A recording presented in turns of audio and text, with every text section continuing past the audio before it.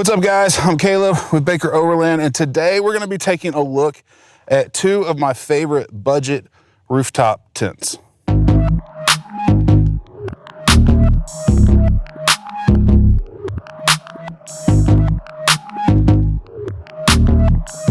I've wanted to kind of do a compare and contrast of two budget rooftop tents for a long time, and both of these tents were sent to me. I just let you guys know. So Openroad and the Topoak tents, they sent them out. If you watch my channel, you know that the Openroad has been on my truck for almost a year. I've been running this one for quite some time, and I've got a lot of stuff about that tent that I really like, and there's some stuff that I don't like. And the other one is brand new to me. They just sent this out. I've heard a lot of good things about this tent, and so I reached out to my buddy Nathan. We put it on his Jeep. He's going to be running this tent, but this kind of gives me the opportunity to review it, take a look at it. So for me, specifically as it relates to rooftop tents, budget would be anything that's sub $3,000. So, you know, once you go over 3,000, in my opinion, you start moving into that kind of premium price point. And there's a lot of niceties at that level that, you know, they cut at the more budget price point. So for me, it's anything under $3,000. So I think the Openroad is like $2,500, somewhere in there. And then the Topoak is 1,500-ish, somewhere in there. So that's really what we're looking at, sub 3,000. Both of these tents would then qualify by that standard as a budget rooftop tent. One thing that I've noticed in a lot of tent reviews is they'll just jump straight into the review with the tent sitting on the rig, and we don't get to see how it was packed, how it was shipped, what it's like taking that product out of the box and then putting it on the rig. So I want to do that. Before we came out here, we shot that process. Let's cut to that. I'll show you what that experience is like.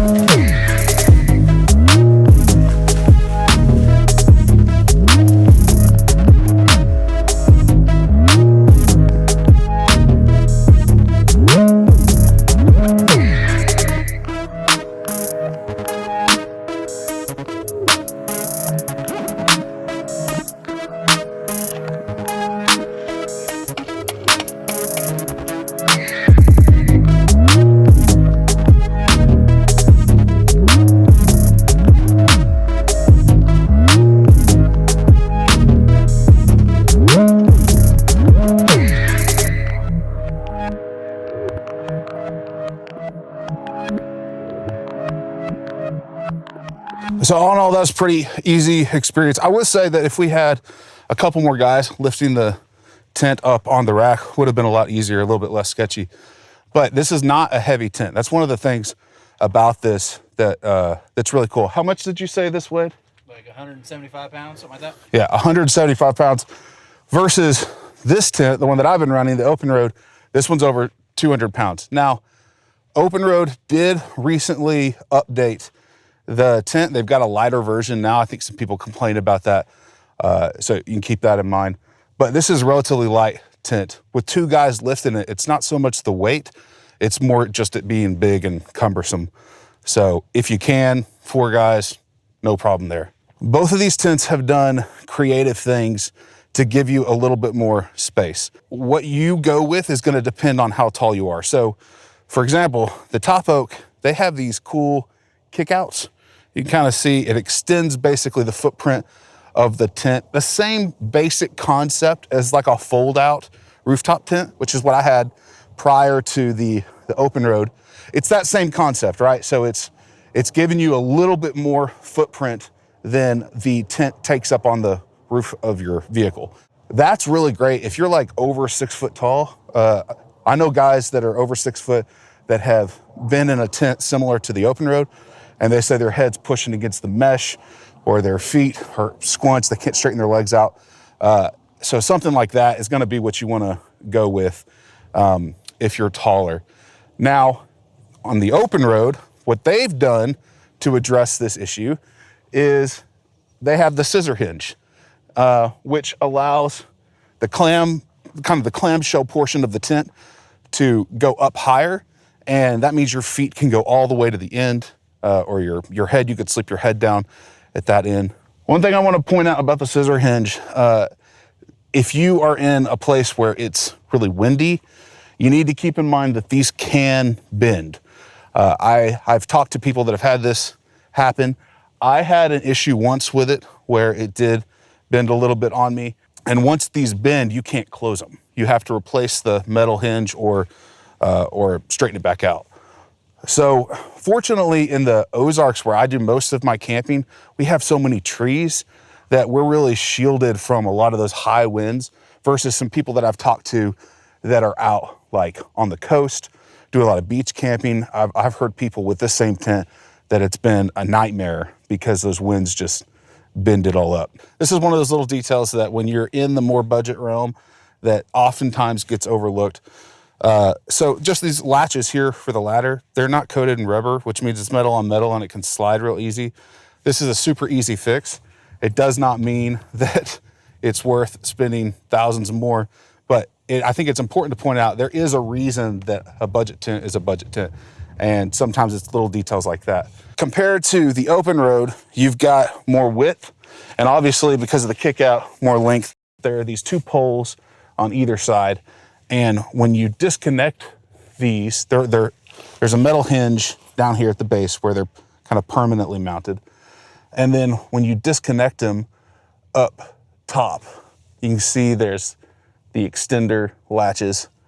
They swing back around and clip into these white clips. So this pole permanently mounted down here, and then the arms permanently mounted up there.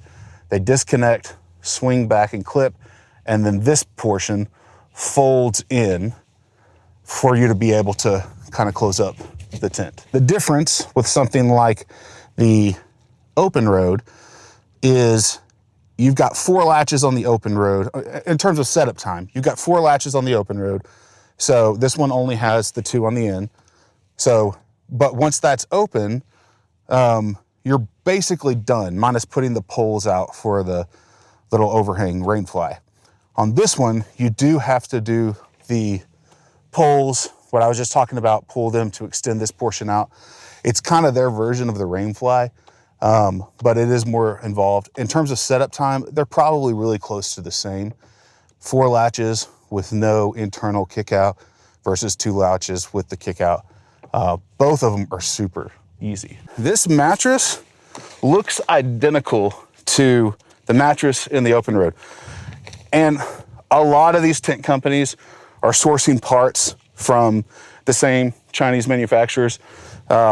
And so it's very possible that these mattresses are the exact same, just cut to different dimensions.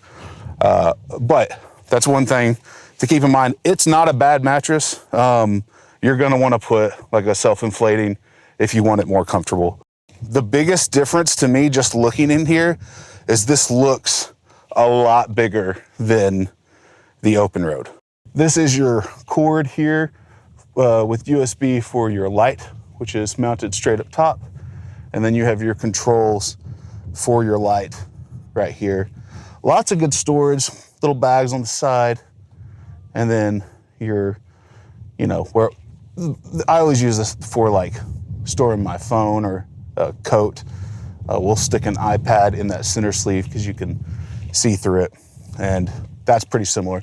That's a feature that you see in a lot of tents. And then behind this bungee mat, you can put extra blankets or whatever. Now, this tent came with 2 shoe bags.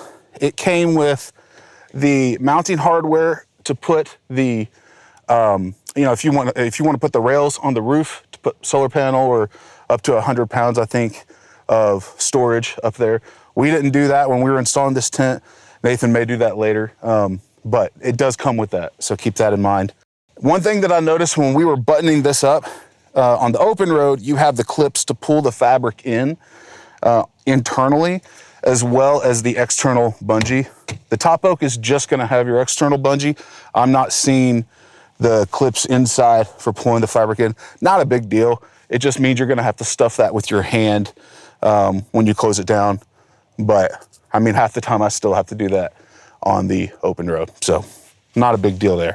Because of the kick out here on the front end, they've put a skylight up top, which is super cool.